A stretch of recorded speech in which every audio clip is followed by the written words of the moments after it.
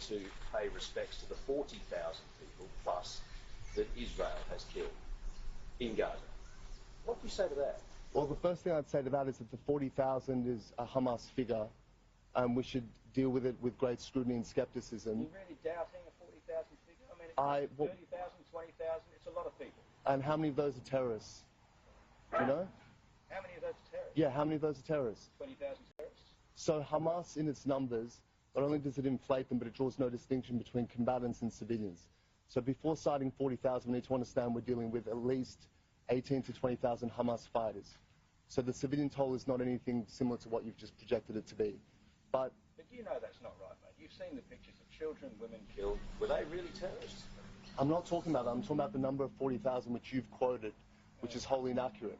But to your question about the fact that these people are gathering to commemorate civilian casualties, I question that as well. If they were concerned for civilian loss of life, they would have been concerned on October 7. They showed no concern, quite the contrary. And if they want to commemorate what's happening in Gaza and the loss of civilian life, they can do it on any other day. The fact that they're choosing this day shows what their intent is. And what do you say to Israel's continuance of that campaign in Gaza and those numbers? Do you think it's now past the line? Do you think it's gone too far? Or do you think it should continue? I think that October 7 passed the line of all... Bring them home. I think the line of all civilization and humanity was crossed on October 7. I think it's incumbent on Israelis to do what they can to destroy Hamas's military capacity, to ensure that it can never do that sort of thing again. And that battle will take as long as it needs to take. The fact that a single civilian has died is a tragedy, but it's the fault entirely of Hamas.